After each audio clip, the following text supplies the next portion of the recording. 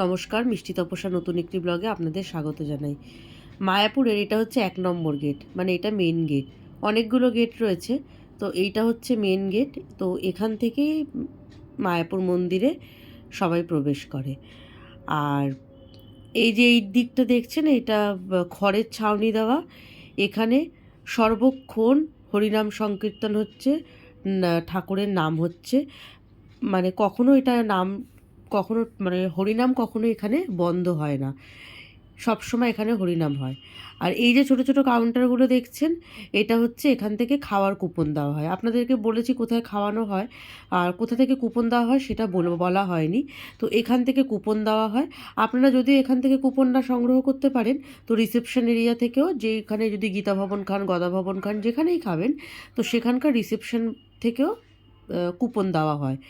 আর এখান থেকেও কুপন দেওয়া হয়। এটা অনেক সকাল, আপনাদেরকে বলেছি আমি একটু সকাল সকাল বেরোই, ভালো লাগে আমার। যেখানে নতুন কোনো জায়গায় গেলে সেখানে সকালে আমার যেতে খুব ভালো লাগে। তাই হচ্ছে একটু রাস্তাঘাট ফাঁকা, কিন্তু বেলা যত বাড়বে তত মানুষের ঢলও নামবে এবং প্রচুর ভিড় হবে।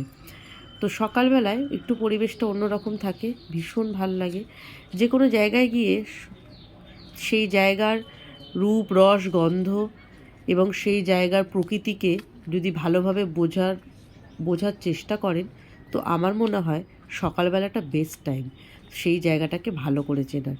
এই হচ্ছে মায়াপুর মন্দির, অনেক সকাল বলে বন্ধ রয়েছে। আর সকালবেলায় এরকম কিন্তু মন্দিরে হয়, মন্দিরে হয় না, মানে মন্দির এরিয়াতে হয় আর কি। এই রকম সবাই হরিনাম করে এরম ঘুরে ঘুরে, প্রচণ্ড ভালো লাগে। এই পরিবেশ অসাধারণ পরিবেশ, সকালবেলা এইরকম পরিবেশ খুব ভালো লাগে।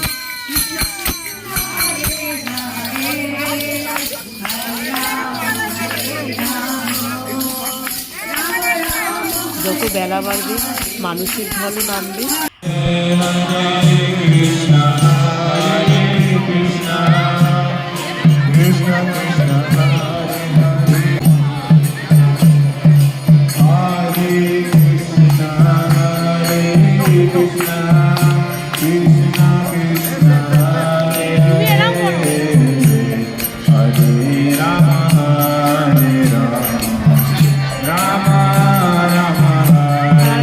বলে রাখি, এটা হচ্ছে খুব ভোরের একটা মানে ভিডিও করেছি। আর একটা জিনিস বলে রাখি, এখানে সব থেকে যেটা আমার ভীষণ ভালো লাগে, ভীষণ আমাকে টানে, তা হচ্ছে এখানকার ফুলের বাহার। মায়াপুরে ফুলের বাহার আমাকে ভীষণ টানে। অপরূপ সুন্দর, অপরূপ মানে সৌন্দর্য তার মধ্যে। এই কি ফুল, আমি নাম না জানা কোনো একটা ফুল, কিন্তু কি বিভৎস সুন্দর লাগছে দেখুন। আর এই সৌন্দর্যের পেছনে কিছু মানুষের অক্লান্ত পরিশ্রম রয়েছে। এই সব মানুষগুলো পরবর্তী যে ফুলগুলো, পরবর্তী যেরকম সুন্দর করে বাগান সাজানো যায়, তার জন্য এই সব মানুষগুলো অক্লান্ত পরিশ্রম করছে। দেখুন, সমস্ত চন্দ্রমল্লিকার চারা, বিভিন্ন ম্যাক্সিমাম চন্দ্রমল্লিকার চারাই এখানে সব রোপণ করা হয়েছে, সব ছোট ছোট চারা, এর পরে ফুল দেওয়া যায় না। দূরে দেখা যাচ্ছে না, দূরে একদম দূরে দেখুন সাদা রঙের ফুল, ওগুলো সমস্ত হচ্ছে রজনীগন্ধা স্টিক হয়ে রয়েছে। কি অসম্ভব সুন্দর লাগছে। আর সন্ধেবেলায় এই জায়গাটা এত সুন্দর একটা গন্ধ হয় ওই রজনীগন্ধার, তা বলে বোঝানো যাবে না। এটা হচ্ছে ঠিক গীতা ভবনের বাইরে, জানেন তো। অসম্ভব সুন্দর, অসম্ভব সুন্দর। আমি দাঁড়িয়ে দাঁড়িয়ে দেখছিলাম ওনাদের কাজ, যে কী অক্লান্ত পরিশ্রম করছেন এই মায়াপুরের এই যে এত সুন্দর পরিবেশ, এটাকে ফুটিয়ে তোলার জন্য। সত্যি তাই, পরিশ্রম ছাড়া কোনো কাজ সফল সত্যিই মনে হয় না।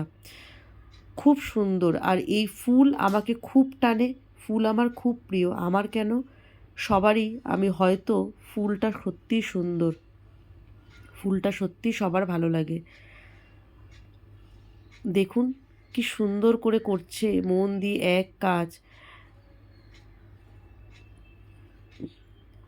এই সেই ফুল, এরকম ঠিক শাড়ি দেখে মনে হবে যেন কোনো আর্টিস্ট পুরো মায়াপুরে, পুরো যখন আপনি ঘুরবেন এরকম ফুলের একই রকম দেখবেন, দেখে সত্যি মনে হয় যেন কোনো আর্টিস্ট তার রং তুলির ছোঁয়া দিয়ে গেছে।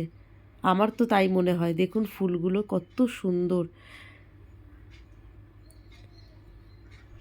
মিষ্টি তো ফুলগুলো দেখে নিজেকে আর ধরে রাখতে পারে না।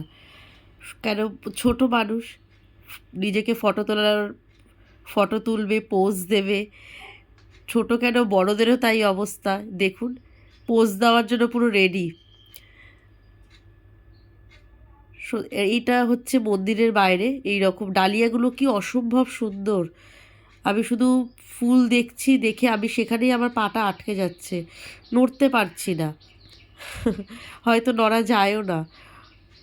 চন্দ্রমল্লিকা ডালিয়া কি সুন্দর কালার দিয়ে, সাদা হলুদের একটা শাড়ি, কি ভালো লাগছে, কি সুন্দর লাগছে। সত্যি তাই। আমার একটা বারের জন্য মানে মনে হচ্ছে বারবার, এই জায়গা দেখুন কত সুন্দর করে একটা সারিবদ্ধভাবে সুন্দর করে সাজানো। দেখে সত্যি মনে হচ্ছে যেন এখানে সত্যিই যেন রং তুলির ছোঁয়া কোনো আর্টিস্ট করে গেছে। মায়াপুর ট্রিপ আমাদের সত্যিই ভালো লেগেছে। ঠাকুর যদি চায় তো আবারও যাওয়ার ইচ্ছা রইল। আর যদি আমি যাই অবশ্যই আপনাদেরকেও নিয়ে যাব। তো এই নিয়ে আজকের ভিডিওটা শেষ করলাম।